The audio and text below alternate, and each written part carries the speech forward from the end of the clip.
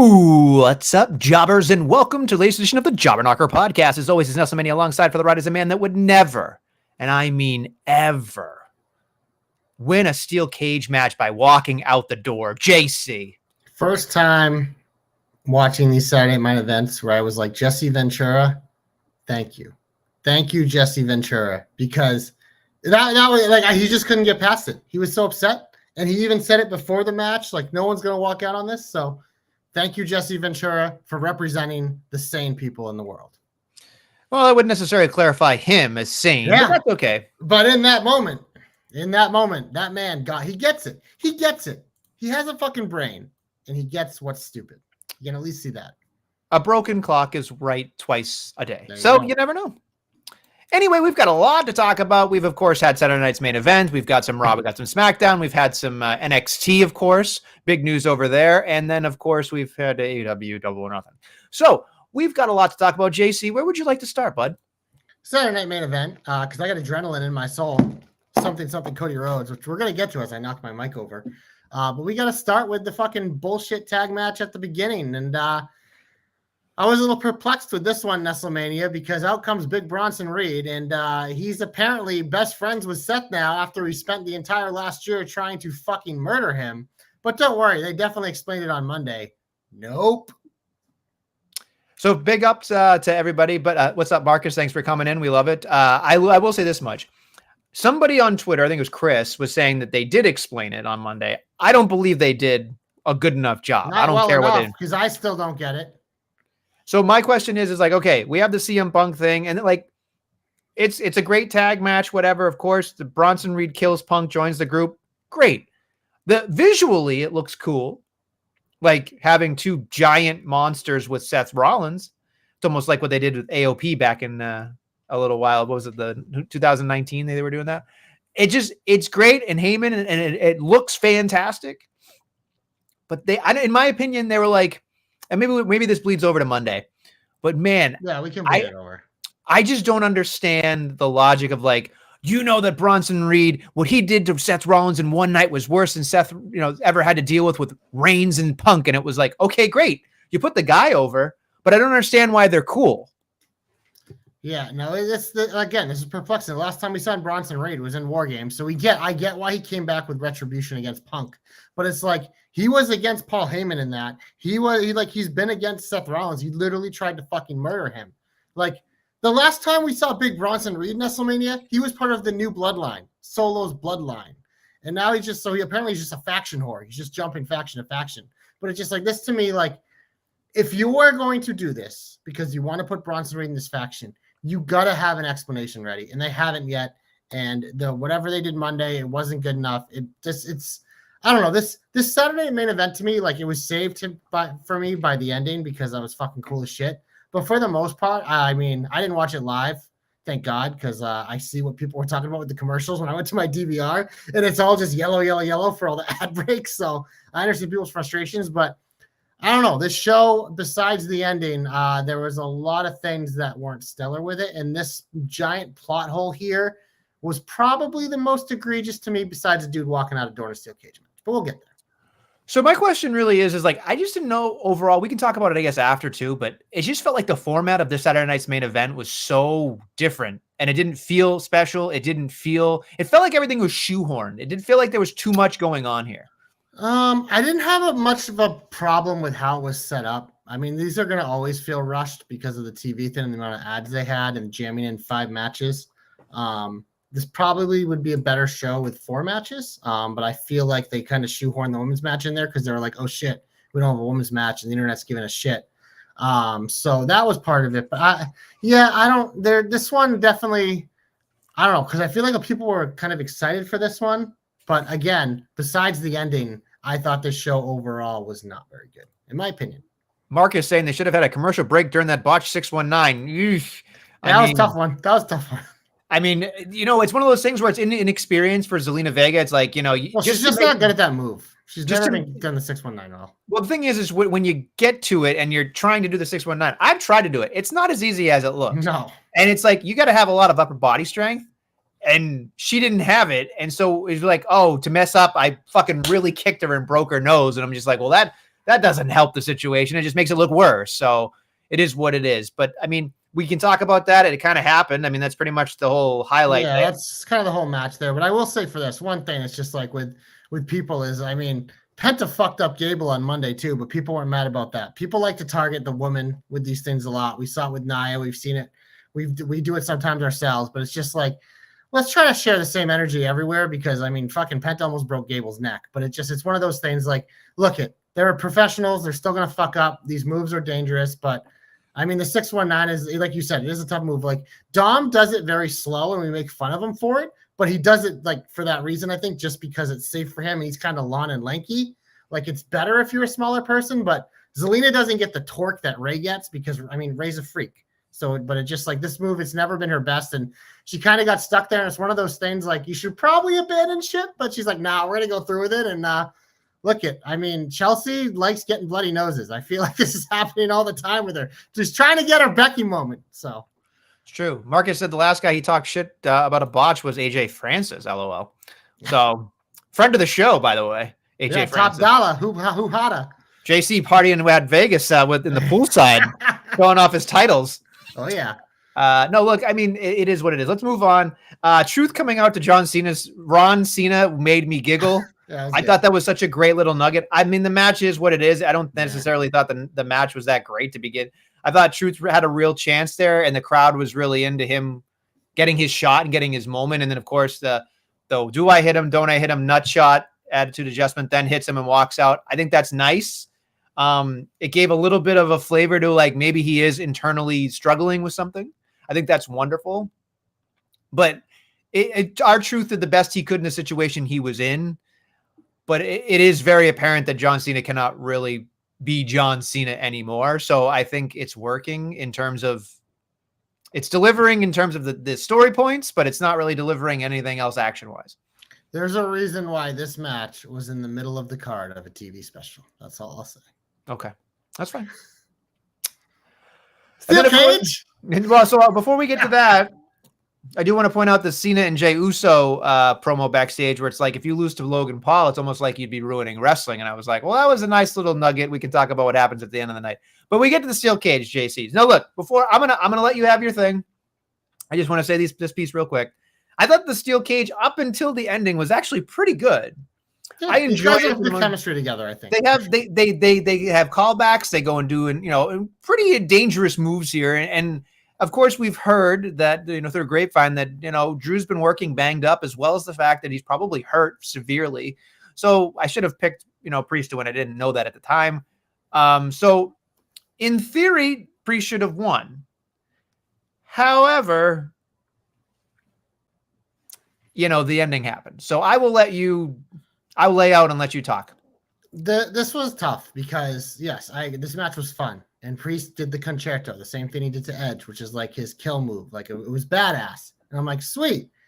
And it just Michael Cole really tried to sell it, and whenever they do that, I think it just makes it worse because I'm like, you're over explaining this point because it's fucking bad. It's a bad decision to do this. Priest is supposed to be a badass killer street fighter in Nestlemania. He's the one who wanted this. And you're trying to sell me a bag of goods that Damian Priest isn't going to finish the job. He thinks it's more humiliating to just walk out a fucking door. Shut the fuck up. And shout out Jesse Ventura. Once again, him not even knowing that you could do that in a cage match was fucking awesome because it was a dumb rule that WWE added for no reason at one point. It's like, no, you either climb over the top or you pin or submit. Walking out the door and the fact that they did it with this feud with these two guys and like the payoff match between them in the cage, dude, it's just like, and it's like Michael Cole can try to oversell it all he wants, but like I said, it just makes it worse. This was fucking pathetic. This was stupid. It just was another like weak decision, I think, on this night in terms of booking.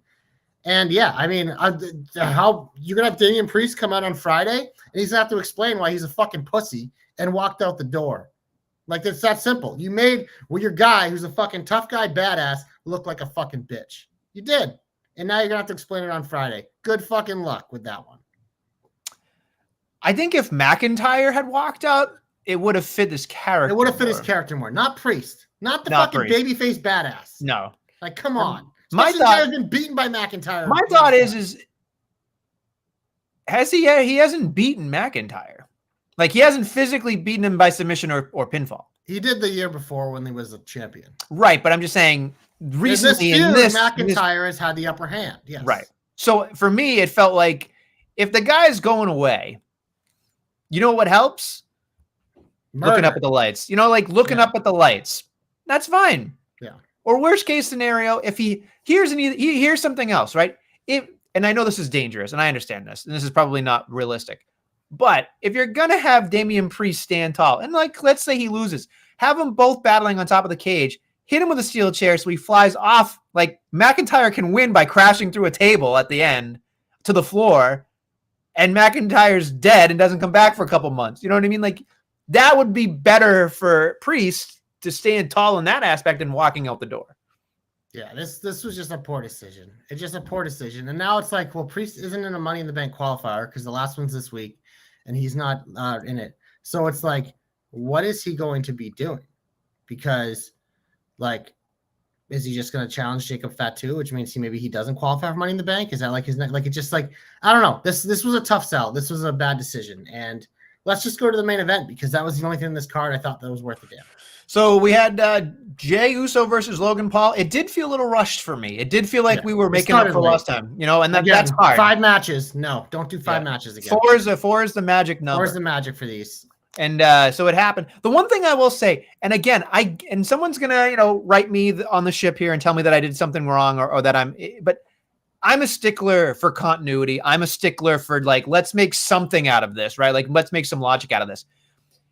Cena pulls the referee out and gets involved. Then your boy comes back. I'm sure you're excited about that. That's the name of the program. Adrenaline in my soul. Something, something. Cody Rhodes. He's back, bitches. About time to save wrestling. But it's not Cody's fault by any stretch. But then the referee counts to 3. And I was just like, in what fucking world does that continue? Like, I just felt like that was a chance for a DQ for me, and I don't understand why we didn't do that. I can tell you why they did it. Because Nestlemania, world title match is like playoff time.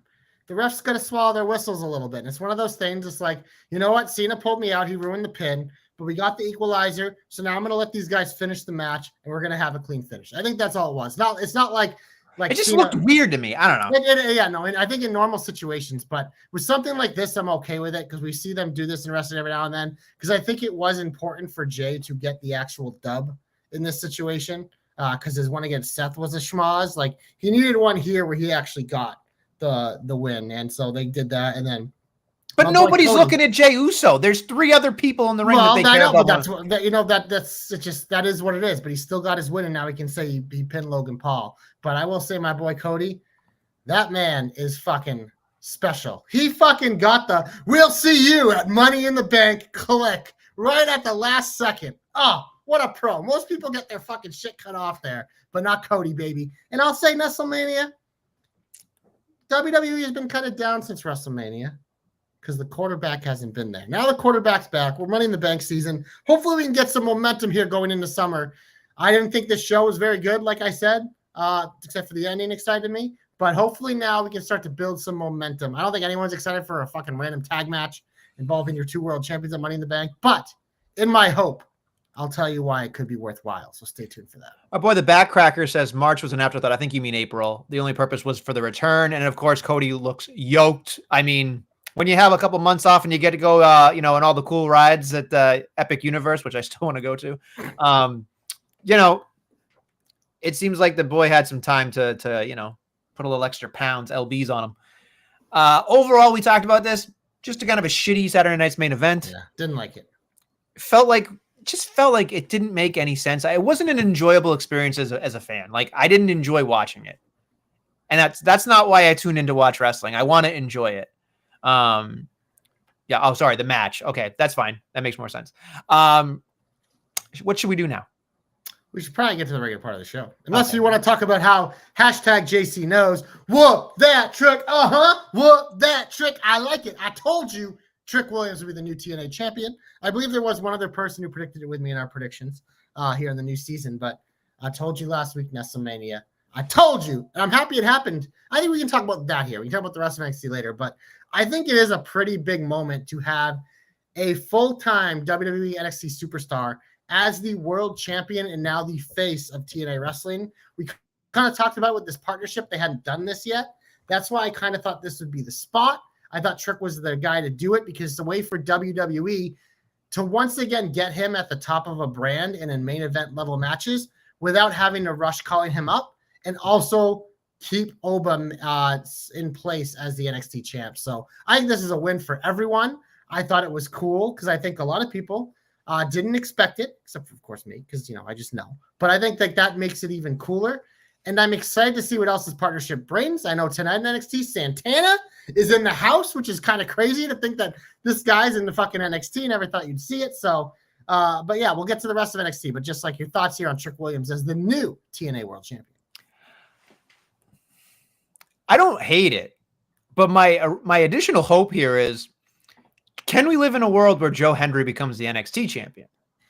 No, because he's not beating Oba. I think that there's a place where someone in TNA could win a title in NXT, but I don't think it's anytime soon with the world title with Oba in place, because I just don't think he's the guy to do it there. But if they win like one of the North Americans or a women's title or something like that, I could see that, or even the tag titles if there's a tag team. But yeah, I don't think it's happening with a world title, not anytime soon, not with Oba. Oba's too fucking Oba.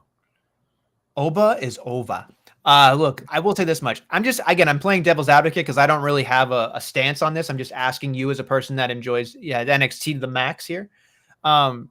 Is it one-sided that TNA is kind of okay? Because I feel like a lot of people, and again, it's the internet chatter, and I know they're trolls and whatever, but I'm just asking from a different standpoint of like, if NXT is always getting and not giving, then what are we doing here? They're not, though, because the first crossover match, a TNA guy won. Reese beat fucking Wesley. I remember it shocked us because none of us expected it. We thought, oh, it's an NXT show. The NXT guy's going to win.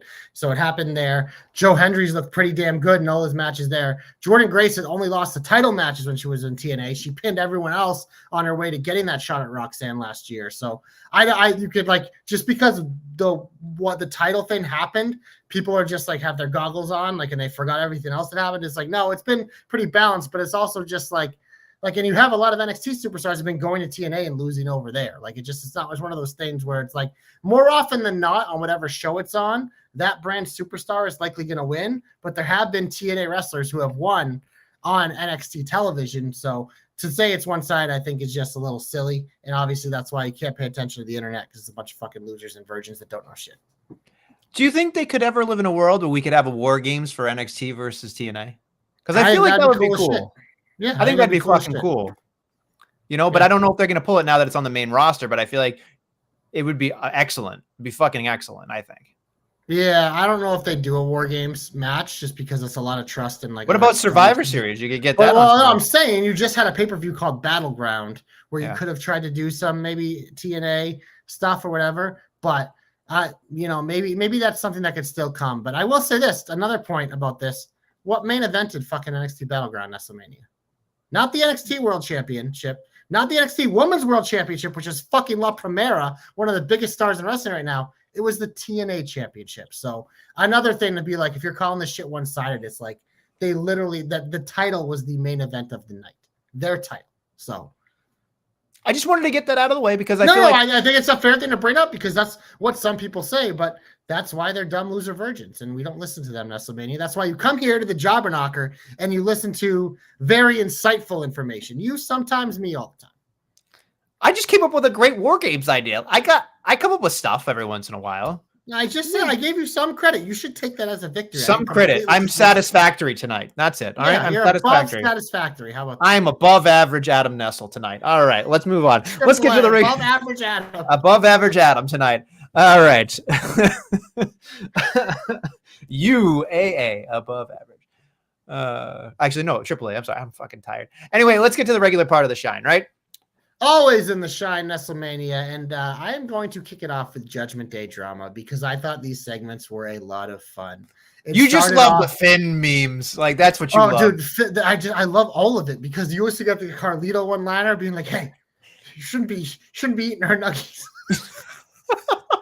and like everyone's just trying not to laugh because I know, but it's just like this everything about this is like this is the stuff. This is where Triple H cooks the best, I think, is these types of segments where he's setting stuff up and he's slow playing stuff and he does these little things. They've been working this for weeks with the Roxanne thing, and like they have it doing all the right things where Dom's actually being a good boy, but it wasn't going to be perceived that way. You have Raquel being a snitch. But then we get to the match with Liv and Kyrie, and this was the part I really loved Nestlemania, that I really loved, because Roxanne came out to try to help, and it got Raquel upset, which then distracted Liv and cost her the L against Kyrie. And the reason why I love this is because Liv knows, she said to her, like, Raquel, you're the veteran. This is on you. And I love that because it's not only is it creating some dissension with Liv and Dom that Finn's trying to do, but Raquel's been her rock and they're the tag champs. And now there's a little dissension there, but also Liv is right. Because Roxanne, what she actually did wouldn't have distracted Liv. It helped Liv. What distracted Liv was Raquel being upset with Roxanne. So I loved all the little pieces of details they had this throughout the night and the little things they had because, again, I feel like we've talked about this for like 3 years straight. Every time we think the Judgment Day is dead, they find a way to fucking make it interesting again. So I really enjoyed this stuff this week. They have the right balance of people. There's a reason why Carlito has such a small role in this faction, but it's such a good role. It's that little bit of comic relief. And the Roxanne's playing a role perfectly. Dom's fucking incredible. Finn's doing a great job, like you said, the laughing memes. Like, people were just posting the videos, like, zoomed in on Finn's face. It's just like, it's fucking gold, man. Everyone is doing what they're supposed to do in these little segments, and it's perfect. There was some part of me that just wanted to be Finn Balor because he was having a fucking blast. Like, you could just tell, like, obviously it's written that way, but you can just see it in his eyes. He's just like, this is fucking great. It's working out perfectly. And then we get to the main event. I mean, just the Judgment Day portion of the main event, having Dom slide the chair, not necessarily right to Finn Balor, but close enough, and then get curb stomped. I'm like, okay, like we have reasons to be upset with each other, no matter what you're looking at here. So it's fun. And then there's layers to it, like you said, but there's also like the one thing I will say that I don't know if you picked up on, and I'm probably overthinking probably at this point. But at the end of the promo backstage after the don't touch the nuggies thing, like they're all standing there. And did you see who was left?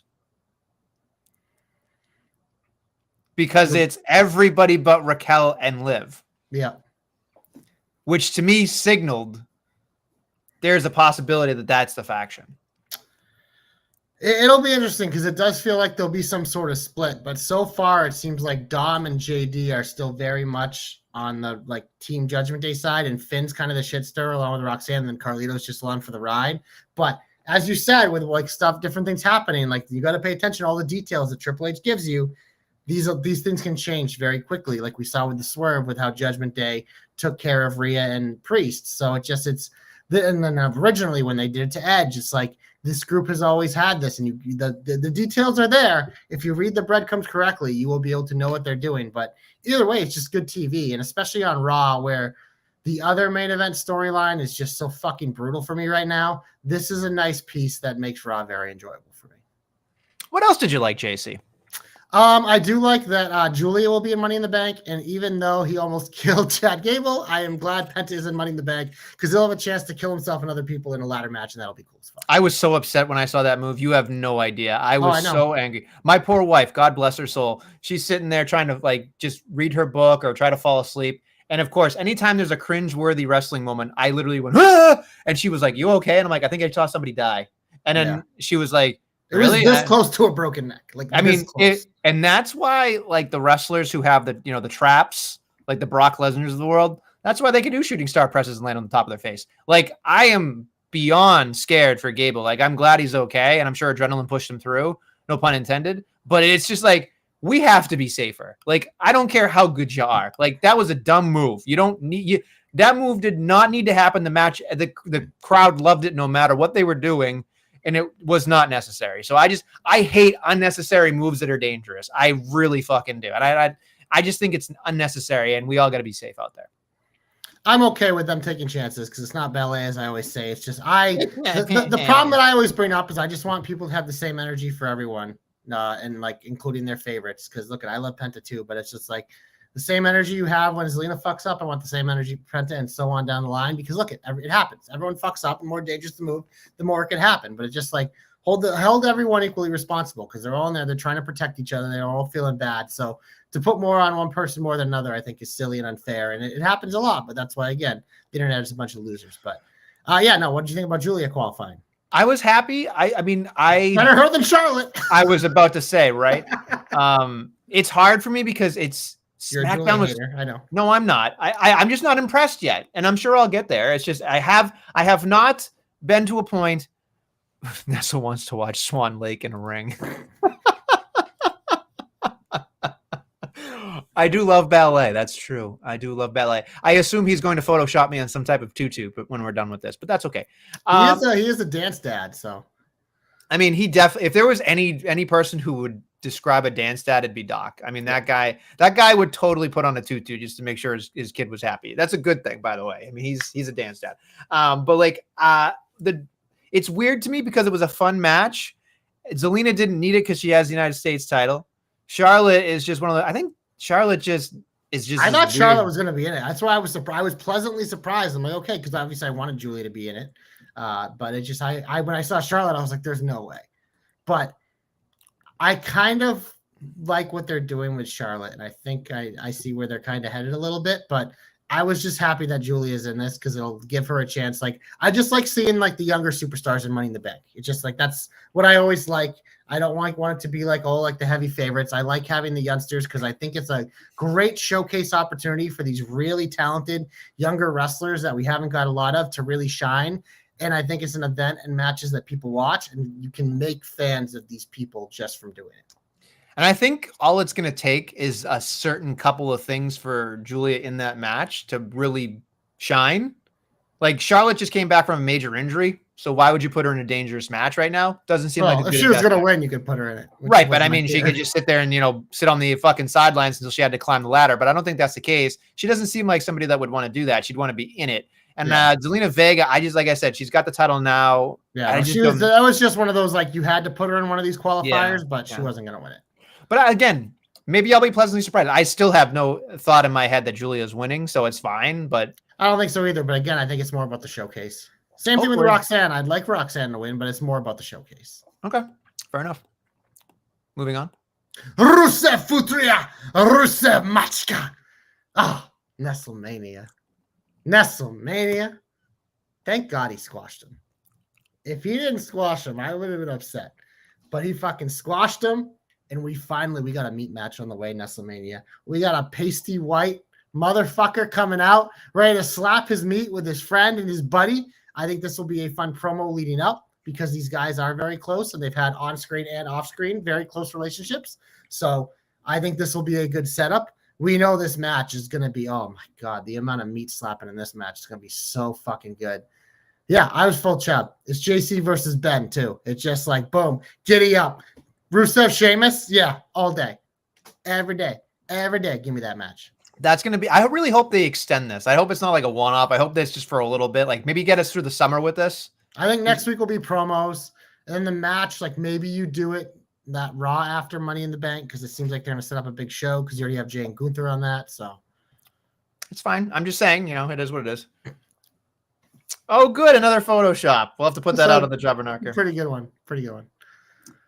Considering he does it on an app, I'm moderately impressed. I will say, as someone who uses Photoshop, it is easier to fucking do it on your phone than on an actual computer now. Like, legitimately, it's easier to do it on those fucking phone apps than on the computer. And the fact even with how simple Photoshop has made it, it's just like it is so much easier on the phone because it does it for you. It's incredible. Well, hopefully Doc can put it up on Twitter and tag us, and we'll figure it out. But anyway, yes, where we? I forget now. What are we doing? We were talking about Rusev and Sheamus. Okay, yes, I'm very excited for it. Like I said, it was a very, very convincing jobber alert. I think it was like a minute 30. It was very close. So my one caveat about Netflix, which bothers me, I can't see the runtime until the Raw's over. So if a jobber match happens, I have to like get out my I used to be able to like watch and time it on YouTube TV, and now I can't do it. And then so for the jobber alert, not that there's a lot anyway, but I kind of have to guess. But that one was very apparent that it was under 3 minutes, so it's fine. My biggest issue with Netflix is that when I fast forward, I can't see what I'm fast forwarding. So that's why sometimes I miss these little segments because I'm trying to either get by the ads or, maybe skip a little bit of the match because I don't have all the time to watch the whole 2.5 hours. But it's just Are you watching entrances or not? Always. Okay. I never skip entrances. Come on. Okay. That's how I know how the crowd is reacting to that human being that is walking in. Sure. Yeah. Don't watch the match. That's not the important part anymore. Some matches are not worth watching because, like you say, they're a waste of time. All right. Anyway, what else do you like before we get over? Let's go. Come on. I do think the triple threat tag match was fun, but not much to say really on it, except for that it was fun. As we were talking about what we were going to talk about today, I completely forgot about what happened at the end of that match. And then I looked at my notes and I went, I should have gave that my comeback. Oh, well. So the Wyatt Six is back. I can't explain it to why the fuck they interfered in a tag team triple threat. I was talking about the one on Monday, but yeah. Sorry. No, we can talk about the one on SmackDown. Okay. That one was also a great match, but I hated the new theme and I hated the Wyatt Six attacking everyone. Mm-hmm. I hated both. I mean, we can talk about it, but I'm excited they're back. I agree with that, but I didn't like this. But maybe you can convince me. Well, my thought was they had to be on SmackDown. Well, yeah, we know they're on SmackDown, but who else? Like my original thought was, why couldn't you have gone? Maybe they're not strong enough yet, but I was thinking to myself, watching Solo's family go against the Wyatt Six would be good because Solo's not good enough to be the fucking main story right now. Like, he did his best job. He's in Money in the Bank, though. He's got the thing going with Jacob. No, I know. I know. Too much pollution. But I'm saying, once we see the Tongan, I can guarantee this. Once we see the Tongans on site, Wyatt Six versus the Bloodline 2.0, yeah. I would bet my life on it. I would shave my head if I was wrong. So it's gonna happen. My son wants me to shave my head for the summer, so I might just shave my head anyway. But I was kind of hoping to do it for the knocker, but it's what it is. We can do that. You'll lose something pretty easily. Yeah, I'm pretty bad, right? I mean, you this like is the new Fraxium theme though? No. I went when I hear in my head, it sounded like a bunch of white guys just going Fraxium, Fraxium. Gotta love some Fraxium. Gotta light me up, Fraxium. And I'm just like, yeah, you put a lot of fucking effort into this song. It's amazing. It is. Can I just go on a quick rant real quick? Yes.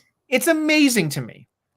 It is unreal to me that Paul Levesque, a man that we know is all about the presentation, the man that does the water spit, the man that makes sure his music goes up when he spits the water up in the air. He does the whole presentation for all this awesome NXT stuff over the years, is okay with these dog shit themes and creating no presentation for a litany of stars who are actual stars. And the one thing that's stopping them is the presentation. And that's how you get me to connect to them, is having a reaction before they get to the ring. And now I've convinced myself, at least, that none of the entrances matter unless it's a big PLE. And sometimes those don't even matter. And it's unfucking real because some of these presentations are fucking terrible. Absolute dog shit. And I don't understand why that man sits there and goes, it doesn't matter. Like, I would love to have a conversation with him. I'm sure he can sell me on it, but I'd sit to him and go, Jim Johnston, is probably sitting at home being like, I could come up with 45 themes in 45 minutes. And I bet you they'd all be fucking great. Your anger is aimed at the wrong person. You think fucking Triple H has anything to do with that? No, I know it's probably you think he's sitting in the back being like, oh yeah, this song that this shitty fucking group that none of us like gave us. Oh, it's real great. No, he doesn't. He has no fucking say in this. It's a contract that WWE and TKO have with these fucking dorks. And until it expires, they're stuck with it. And there's nothing anyone can do about it. So he's got to sit there and eat shit. So you went on that rant to him. He would have looked at you and been like, motherfucker, you think I like this shit? You just made the case of why I wouldn't like this shit.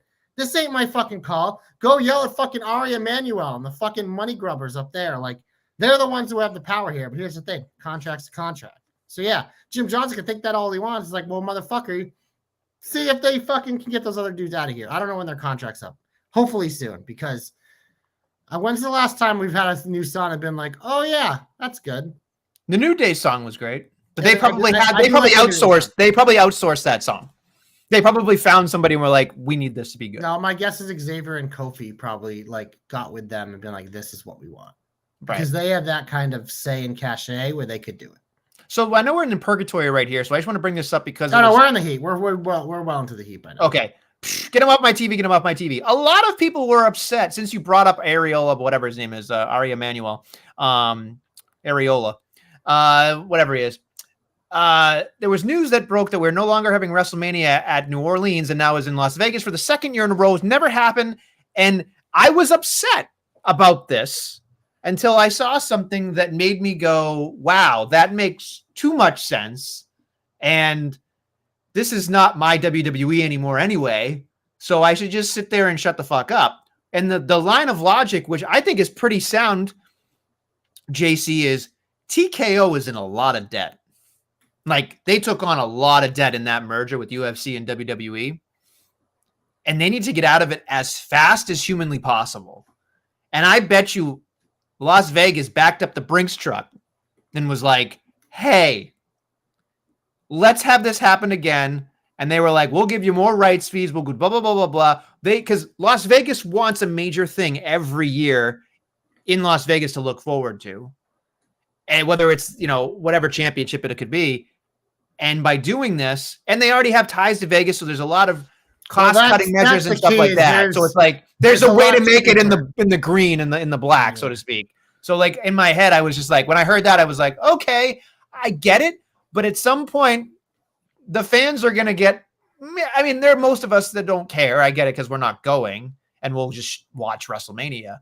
But I don't know what your thought was when you heard it. Well, it seems like there's an issue with New Orleans too, which was the driver for this. And the easy solution is to do Vegas. Because like you said, like that's where the UFC is housed. That's where WWE is going to be moving eventually. That's like where all the headquarters is. So it's a lot easier to do it like that. But it did seem like there was something on the New Orleans, right? And I didn't really read too much into it because I was like, whatever. But yeah, no, I mean, look, people are going to go to WrestleMania no matter what. It's just like, it's not going to be an issue. But yeah, no, it's like I said, it doesn't really affect me too much because do I think the show's going to be that drastically different now that it's in Vegas instead of New Orleans? No, but it is interesting that it had happened, and I do want to dive into a little more to see what the issue with New Orleans, which they did give them a make good. They got some money in the bank, money in the bank next year instead. So, but yeah, no, it did seem like there was something that went there, but to have Vegas as a fallback obviously is always good because normally when something like that happens, you'd be in a full panic, but at least they had Vegas to fall back on because they just did it. All right. Look at Vegas has been losing hand over fist with fucking Carrot Top in the fucking White House too, because people don't have any fucking money to do anything or travel or do shit because fucking we're all fucking poor because of this motherfucker. So all right, let's not talk about that now. Hey, he's a fucking WWE Hall of Famer. I can bring him up on the show. I'm just saying, let's not get into this. All right, I don't want to be on a list somewhere. All right, Carrot Top, Donald Trump, Sam Roberts, same guy, both nerds. Okay. All right. Well then, since you got very heated over that, Jesus, let's rein back in here. I'm trying to think of other things. We kind of went over a lot of different things here. How do you feel about this whole thing with Becky Lynch and Lyra? I think it's fine. Because in my head, I laughed when she said your ugly looking boyfriend and my hot, husband. And then, the only thing that's talented about you. I thought that was like a nice little whatever. The only thing that really bothered me was I thought Lyra did a really good job. And then she missed the finish of the promo a little bit. She kind of stumbled and I was like, oh, you're right there. And it's the only thing I'm going to remember. Fuck. Like she's so much improved. Like she really is improving in the promo department. And that has to do with Becky and they're doing good work together. But I'm watching the crowd. I'm listening to the crowd and they're still not sure about her, even though Becky's trying very hard. And I hate giving Becky Lynch credit. I just feel like it's really difficult. I don't know what it is about Lyra because I think she's great. I connect with her, but it seems like the audience has yet to really rally around her. And I don't know what it is. I don't know if I fully believe into that because her entrance is she gets people like participate. It's big. I think it's always tough when you have someone like a Becky Lynch or a John Cena. They can be very good heels and they can turn it the way you want it. But the problem is sometimes when they do that, the crowd isn't stupid. They recognize that and the crowd is going to cheer. So I think anytime you have a polarizing figure in a feud, it can help, but it can also hurt a little bit too in terms of that crowd reaction where, I mean, we saw it even with Cena and Cody. It's like Cena starts to cook. It's like the crowd wants to get behind Cena, and then his job is to make them not get behind him anymore. But that is a hard thing to do when you're fucking John Cena. Becky Lynch, unfortunately, if you don't want to admit it, but she is in that category in terms of with the crowd. It's like, yes, she is a heel right now. She's doing great work as a heel. But the minute she starts to cook a little, it's hard for the crowd not to want to get behind her because it's fucking big time Becky. So I think it's one of those double-edged swords when you have these types of feuds. I still think it's more beneficial. The one part I really didn't love is I hate when they had the fucking stipulation about if you beat me, you can never challenge me again because blah, blah. But I kind of expect Becky to win anyways. And if she doesn't, at least that means this is over. But it's just that kind of thing. I don't know. It always feels kind of cheap to me. It never feels like it's like, oh, yeah, that's going to make me like this match more. It's more of like, I don't know if I need that as a stipulation. I think I know why they do it, and it kind of forces you into a certain narrative, but I've just never been a fan of that type of stipulation. I just don't think it really adds any stakes. Yeah, I think it kind of waters it down. Yeah. It doesn't really give me a reason to watch it. Nothing extra. Now, if she wanted to shave her head, I'm in. You and the fucking shaved head, man. Like I'm just saying. The next time, if you talk about two bald people, you'd be like, oh, I wish one of them would shave their head. Yep. The next time that happens, you best believe I'm telling you right now, I don't care what TJ and JC do. That match is automatically going in at a match of the year for me. I don't care. Unfucking real. It's going to happen. It's going to be great. What if it is LA Knight versus who's another male wrestler you hate?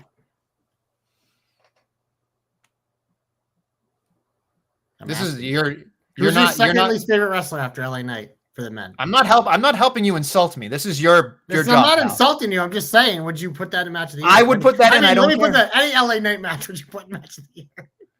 Listen. And by the way, you're absolutely right about that, Joe. And I'm not gonna. You can read it when you come back and watch the video. I'm not gonna say that, but yeah, nothing wrong with a little bit of that.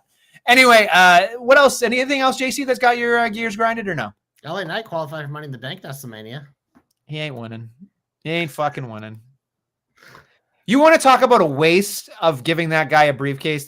This would be the definition of giving this guy a fucking briefcase. All sizzle, no steak. All sizzle. All sizzle, no steak. I don't care. Surprise him. It's fucking hilarious. Yeah. I mean, all sizzle, no steak. There is no meat on that bone. I've never watched an LA Knight match and went, well, that was good. Not one time in my life. Not one time in my life. You can sit there and be like, I'm going to drop you on your head and, bit of BFT while you're looking up at the lights. It's like the same fucking promo every goddamn time with the Kavorka. And it's just like, okay, I get it. Like, you can fucking talk. Congratulations. The crowd loves you. Good. Sell some t-shirts. I hope you have a nice career. Stay away from me. That's all. He's not for me. That's it. Never had a good match in his life. Do not care. Find me an LA Knight match that is good. I'll tell you you're a fucking liar. I like the LA Knight Logan Paul match, but that's the only one I can give you. Right. And after that, absolutely nothing. That's it. You can't convince me otherwise. I don't care what your opinion is. You just said if he had a hair versus hair match, you'd put him in match. Absolutely. Absolutely. Yes, I would. Yeah. It's super siege. You want to know why? Super stakes. That's why. Super stakes. Not just stakes, super stakes. That's why. Anything else? You want to get the fuck into hopeful here, or what do you want to do? Glorious! You're my only hope. I teased it earlier, Nestlemania. How do we make this tag match? You just said the word. Stakes. What they've been doing at Money in the Bank the last several years, they've had the ladder match main event. Well, you have your two champions in the stupid fucking tag match. How do you make this tag match matter and have stakes? You fucking make it the main event. Because Nestlemania, not one, but two world champions are vulnerable at the end of the show. So it sets up a potential cash. And even if you don't do it, you can tease it. Whoever won that briefcase earlier in the night has a chance to become champion that night. We saw Kane do it, I think was the most recent one for the men. I know Alexa did it for the woman a few years ago. Bailey did it for the women as well. Yep. Yeah, so those are 3 more recent ones. But with the men, it hasn't happened a while because the men's ladder match has just been main eventing. You want to do this stupid fucking tag match with your 2 world champions, your fucking quarterback, and your social media megastar, make it the fucking main event, because that whole match you're going to be thinking Cena could get cashed in, Jey Uso could get cashed in on. That's how you give it stakes. That's my hope. It's like, yeah, it's a random tag match, like whatever. It's fodder for the most part, but you have that main event, suddenly the entire dynamic of that match changes and it makes it interesting. So that's my hope. Hashtag JC knows. Hashtag JC's hopes come true. Hashtag money, money, money, money, money. You didn't give this week. I hope so-and-so wins and Money in the Bank, but it's okay. Yeah, well, this is about Money in the Bank. Who do I hope wins? I still hope Solo wins for the men, given that lineup, because I can't with Seth Rollins. I'm already so fucking sick of him. I don't even want to watch his segments. And we're at the point now where the lowest point for me in wrestling was when every fucking Monday started with him fucking coming out first and setting a shitty fucking tone because he's a fucking mid promo. He's fucking uninteresting. He's so fucking overrated as a top guy. No, it can't be him. We definitely don't want LA Knight. Penta's not winning it. So it's like I have Solo Sikoa or 2 mystery, or is it 2 mystery or just 1 more person? Well, Jacob Fatu is probably going to be a shoe-in. Maybe not. Imagine if Jacob Fatu won. Like, holy shit. I mean, that'd be crazy, but it just like have him hold both at the same time. I don't know. I kind of want Melo to win, but yeah, no, I just can't. So yeah, you're gonna be very upset when Rollins wins. I know, yeah, but he doesn't fucking need it. That's my biggest fucking issue with this is like you could have had Braun Breaker in this match and have him hold the briefcase. So Seth has the world title, Braun has the fucking briefcase, Bronson Reed is fucking following Seth around for no reason because they're never gonna explain it. But it's just like the look of that would be so much better if you have the current guy win the championship, because he doesn't fucking need a briefcase to become number 1 contender. Or you have your fucking young guy holding that future briefcase. It just is perfect. Because it'll be like, oh, I could cash in on Cena, or I could fucking cash in on Seth. And oh, by the way, I can hold it for a fucking year, so it doesn't have to be a fucking rush. It also gives Braun something, so he's not like titleless for the next fucking 365 while we deal with fucking boring ass fucking Seth Rollins. So big miss on their part. But yeah, no, Solo for the men. For the woman, what do we got? Alexa. She don't need it. Julia, cool, probably doesn't need it. I'm probably still hoping for Roxanne. So it's probably my same 2 hopes as the week before. Rhea doesn't need it. So Roxanne and Solo are still my Rhea and Rollins winning would make you just have a conniption. Because neither of them need it. That's my biggest issue. It's like I understand, like if you're gonna do a quick cash in and you do it somewhere, sure. So if this is the main event and Rollins cashes in on Jay, fine, because it's what I asked for. I can live with that. But it's just like, I don't know, man. It's like they wasted the one with Drew last year. They fucking wasted the Austin Theory one. Like the Priest is the only one they got something out of, I feel like, in the last few years, because all the rest have been a fucking waste. So, yeah, I don't know. But yeah, Solo and Roxanne, still my hope picks. Okay. My hope is a little awful because I think you're going to hate this, JC, but it was something that came up in my mind. As I was watching the main event of Monday Night Raw, at the very end there, well, let's paint the whole picture here. We have Bronson Reed, part of the Rollins faction, still no name. If it's the Vision, the Future, whatever the fuck they're called, who cares? But we've got Braun Breaker looking a Terminator badass. We got a fucking Tsunami in a fucking suit. We got the Penguin hyping up everybody. And we got Rollins looking like a fucking weirdo with his goddamn, gold chain and whatever. And whatever. And I kept thinking about it. I'm like, there's going to be more. There's going to be more people in this faction. I can feel it. And as I was watching the main event, something occurred to me. Seth Rollins is going to keep adding to the future. And you know what he's going to do? I can't believe I'm even saying this. But it's going to look like a fucking $1 million. Seth Rollins is going to get Dominic Mysterio to be part of his faction. Because here's what is going to happen. Judgment Day is going to implode. Right? Across the board, you're going to have the fucking, just go with me on this. You're going to have Rollins as the world champion. You're going to have the big meaty men, Breaker and Bronson, as tag champions. And you're going to have Dom as the Intercontinental champion and Heyman hyping everybody up. Because Dom is still ridiculously young, even though he's a 20-year veteran. And then, you know, I just think it'll work. It's an evolution thing. It's gonna happen. It's gonna happen. Doc wants to know if you're hitting the hookah. No, I have not ever hit a hookah in my life. It's again, you're saying the Judgment Day is gonna die. The Judgment Day is never gonna. I'm not saying it's gonna die. I'm saying it's gonna continue without Dom. I don't know how you get Dom there when he is literally the centerpiece of the entire thing, because it's him and Finn feuding. He is connected to Liv and Roxanne. It just is. I don't know. I don't see how this happens, and I don't think it's a very good hope. I think it's going to happen.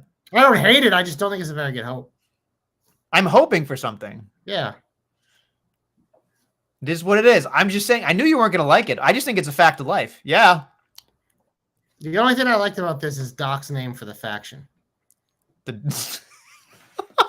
dildos. This is coming from like the biggest Braun Breaker guy there is, but I just like that's what Seth Rollins does. He ruins my Braun Breaker fun because he's fucking he is the most mid-main eventer ever. Like he's more special when he's not the centerpiece. I think he's more special when he's not the centerpiece. He is so boring. His runs as world champion were like the lowest points in wrestling. It's just like he can't carry a show. He's an incredible performer. He is a top guy, but he can never be the guy. Because if he's the centerpiece of a show, I hate to tell you that show fucking sucks. And Raw was only good this week because we had Boehner matches and fucking funny Judgment Day shit. Because everything Seth Rollins touches besides that is fucking mid. And now they can't even explain the Bronson Reed thing. Ah, just hate it. Hate it. What else do you got? Chicken tendies. Dom. Mm-hmm. Okay, you want to get a comeback on? Don't call it a comeback. Mine's going to be very recent. As in right before we started recording, Ethan Page, the new NXT North American champion. The clip I saw was him literally destroying Ricky Saint's neck on a chair, which set up the win. But I kind of love this because like this has been an interesting storyline. Ethan now getting this title for the first time, but it feels like with Ricky, it's just like he just kind of got that title right away. Not to say that he didn't earn it, but it just kind of happened and he's the babyface. But Ethan's kind of been the guy who's had his number. And I love that he's just getting it here, because now you can have Ricky chase him for a little bit, but it also leaves the option for Ricky to go on to do other things too. But I just think Ethan Page is the perfect guy to be a dominant heel mid-card champion because he's just so good. Him as a world champion on the main roster in WWE, probably never going to happen. Him as a mid-card champion on the WWE main roster, hell fucking yeah. Because the dude is a fucking promo and a half. He's above average in the ring, better than probably I think most people give him credit for, and he just fucking gets it. So I'm glad he's the NXT North American champion. I like it. It's a nice little shakeup that I feel like not many people were expecting, so he gets my comeback. If I know anything, I know above average, so I agree. It's above average. Make a t-shirt. It just says above average. My comeback, can't believe I'm actually doing this. I'm giving it to Candice LeRae being part of DIY. Didn't see it coming.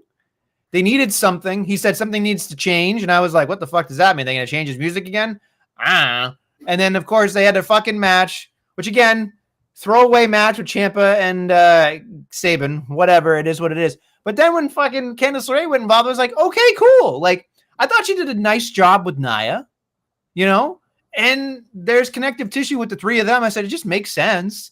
So, and I'll be curious to see what happens because I think it is what DIY needs. They need something to separate themselves from the rest of these hodgepodge not hodgepodge, but like there's too many tag teams in SmackDown, and I feel like this separates them from everybody else. And I thought the DIY had a really good promo before the match started with the single light in the backstage garage. I thought that was nice.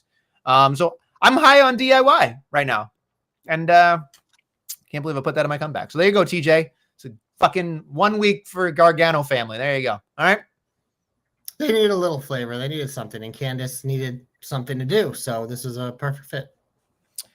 Time to get the big old finish. Big old finish on SmackDown. We have a lot of shit on SmackDown this week. Cena returns to SmackDown.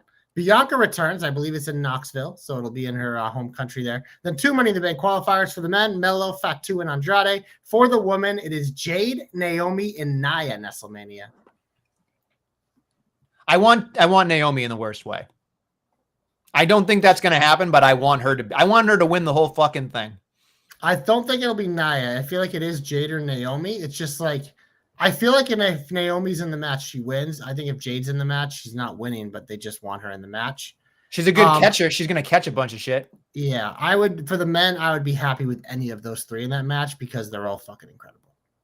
Melo would be good, but I don't think he's got enough traction, which could work. Yeah, I agree. Jacob Fatu seems like the slam dunk. Andrade would be Andrade and ladder matches though, bro. Fucking fun, especially right? Andrade and Penta, like it just like you don't need anything else. Like, yeah. It's gonna be a good idea either way. I don't know. Yeah. All right. Raw, I didn't see anything really advertised for Raw, but I'm assuming Cody will be probably on SmackDown to confront Cena. I would guess. I didn't see any advertisement, but they obviously wanted to keep his return a secret.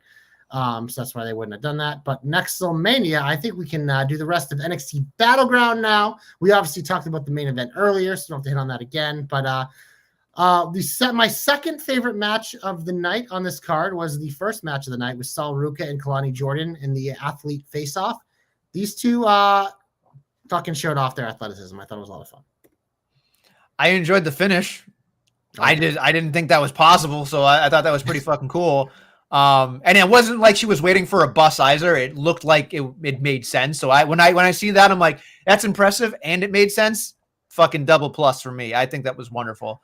I think Sol Ruca's got a high ceiling, not just because she can jump. I think both these women have a very high ceiling. I think it's a testament to both of them that they really don't know what the fuck they're doing. And they're already pretty good. So, I mean, imagine what happens when it clicks really. Like that's what I'm looking at. Like, okay, cool. Like, I thoroughly enjoyed it. So, I'm hoping that it's weird to me because I understand the pairing with Zarya, but I felt like I don't understand the pairing, but the turn's going to be good. My thought is like, so they had like this whole thing where it was like Zarya, Julia, and Stephanie. And now it just feels like Stephanie, Julia's gone, like here's Zarya, like that's how it feels like. It's like when they had like, here comes, you remember when they had the fucking, what's his name? I can't even think of his goddamn name. The fucking dinosaur that danced.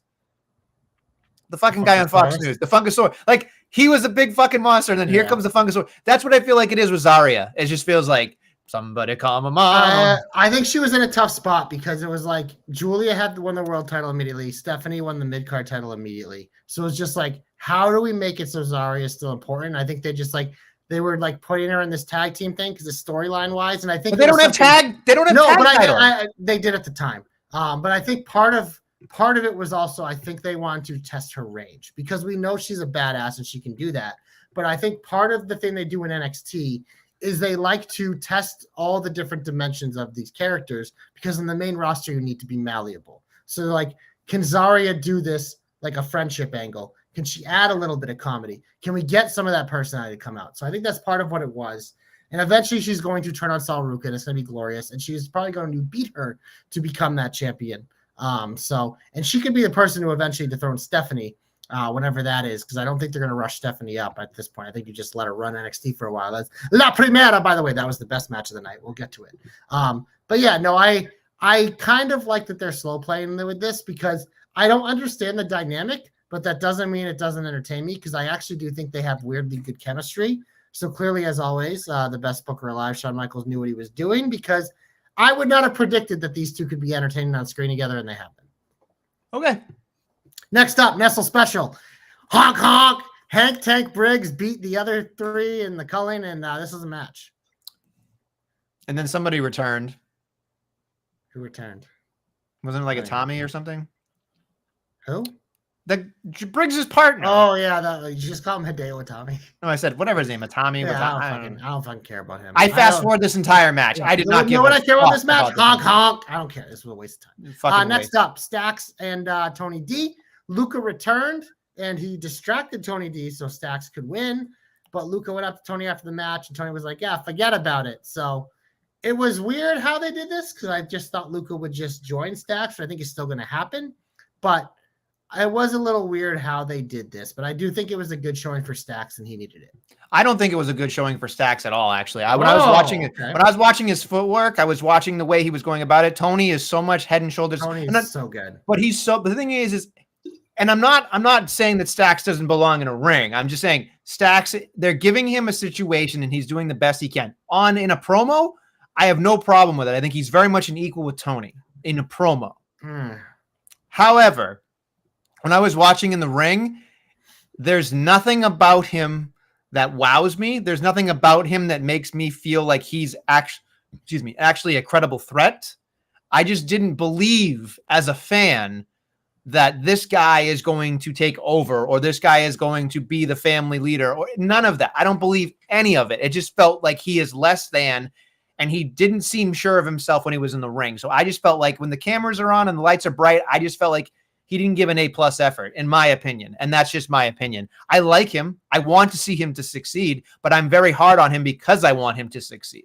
And Tony, sorry, go ahead. No, I was just gonna say he has a good look and he has a good character, but my worry with this the whole time has been, because obviously they're gearing Tony for a call-up. He deserves it. It's been a long time coming.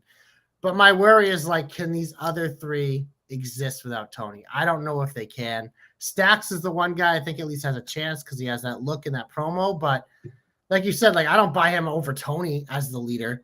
But that's why I thought like he needed a strong showing with Luca by his side here to kind of cement that, and Rizzo too. And they didn't do that yet because they're slow playing it. So I don't know. That's my problem with it. And it's also like, I don't know. I worry about all three of these without Tony. It's just same thing we saw happen with Santos. Electro just be like, they left her down there and she floundered and then she's not there anymore. And Angel and Berto weren't the same until they got reunited with Santos now. So it's the same kind of dynamic. It's like Tony's brought all these superstars up, but are they truly good enough? I don't know. And that's going to be the test. That's why they're going to stay in NXT, because they're going to find out. I just worry. I think Stacks is, like I said, I think Luke is doomed. I don't know. I just don't see it. And then Rizzo, I don't really see it either. But Stacks at least has the look. It has a good character and a cool name. But I don't know. They won't be here in 2 years. Unfortunately. It's fair. Yeah, no, it's one of those things, like the NXT is loaded. It is loaded. So it's one of those things like you're not getting called up at a point, like you're done. So not impressed. Next up, match of the night, the banner of the night, Karen Jordan Grace. I thought this match was lovely. I enjoyed it. I mean, Stephanie's just fucking hitting on all cylinders right now. I thought this was the best showing from her that I thought I've seen. Because sometimes like it just can be a little clunky with her. She's very gifted. And she uses her power well, but I thought their dynamic worked really well, and I very much enjoyed this match, and I thought it was one of the best matches of the entire weekend.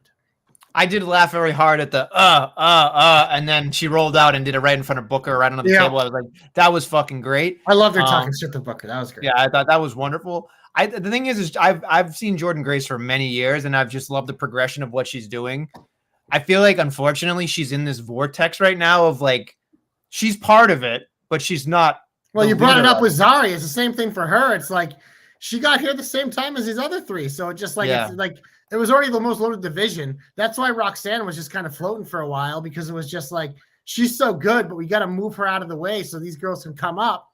So it just, and then obviously with like Cora was another one who was on the cusp. We're like, well, we just got to release her because we don't have it. We don't have the space anymore. So it's tough, man. That is a very competitive division. It is a very competitive division. I just feel bad because there's a lot of talented people who just don't get a spot. The other thing is like Jada Parker, I think in most scenarios would be like the women's champion right now with the run she's on, but she can't be when you have all these, like, it's just like this. It's just such a long line. It's kind of crazy because if I was a woman in the main roster, I'd be fucking shitting my pants because there's just too many people in NXT, too many women that are just waiting. Like, if you're on the bubble in the main roster, you're fucking cut because there's like 5 to 10 women on that roster. We literally just saw it. Like that was why the majority of those releases were women, because it was the bottom end of the main roster women who aren't used weekly, and then like some of the NXT talent where it's like put up or shut up time because you've been here a few years and we just don't have the room, and we got even more coming. Like it's not stopping. It's not stopping. It's fascinating, really, but yeah, I don't know. And then we had Nestlemania, the feel-good story of the night. Miles Bourne getting his title shot against Oba. And look it, he let Oba toss him around like a pancake. This was a fun match. Oba retained. Miles just continued to put himself being like, look it, I deserve to be here. He made me a fan of his in this feud. Because before this, I was just like, oh, random guy in this fucking shitty faction I don't care about. But now it's like, yeah, Miles Bourne, I like him. He's good. I knew he was a good wrestler, but now I'm like, I buy into his story. I can root for him. You know, they're not related, but I was watching him move, and even the power slam, I was like, it looked exactly like Randy Orton. Like the way he moves, it's like they are literally built like the same way. Like the bone structure, it's like they may not be related, but somehow the WWE went to the fucking factory and decided to get the exact same. We need a Randy Orton clone. Can you make one for us? And it was just like when I was watching him move, I'm like, he doesn't go very fast. He's got a beautiful drop kick. He's lanky. He doesn't rush himself. He's very young. He seems good looking, and at least he's doing well in the women department, so that's good for him. And then you're sitting there, and I'm like, he's just checking a lot of boxes, and I'm just like, you know what? Good for you. He needs a good finish. I'll tell him that much. He needs a good finish because he doesn't have one, but or if he has one, it's not very good. But Obafemi is kind of. I don't want to say it's like I'm used to him, like old hat, but I'm just thinking to myself, how many more people is he going to go through before I actually feel like he's in danger? Well, that's why they're setting it up here with the guy from LFG, because part of the reason I think they were excited about him is because he's a big boy. And one of the points that Booker T, who was his coach, when they were making their arguments to Shawn Michaels, said, look it. And I think Bubba Ray said the same thing. Your champion right now is gigantic. He is a big man. You need big men to challenge him. This kid's fucking ready. So they obviously teased it last week with them attacking him. I don't think they're going to rush it, but it's just like, that's a guy you can try to groom to be a challenger for Oba. He's a guy that he seems very good. He's making his debut in NXT tonight. Might have happened by now. So we'll see how he does in a match on NXT. But I can tell you, his matches on LFG, it was like he looked ahead above most of the other guys on that show. So we'll see how he does in NXT. But it's like those are the types of things, because we've talked about it with this NXT men's division. It's just like it's been thin, and that's why like Trick was sitting there forever, and a guy like Javon can have great showings because it's like they need him. But it's just like it's not very. There's not a lot of guys there for it. So yeah, they have to work, and that's why I kind of love this Miles Bourne thing, because they manufactured a title feud out of nowhere, and that is something that is a testament to what they're doing down there, because it is very hard when you look at that roster to be like, this person can challenge Oba. So how do you keep it interesting? And they did it with Miles, but we'll see where they go next. Okay. Do you want to talk about the other show? Clearly you don't.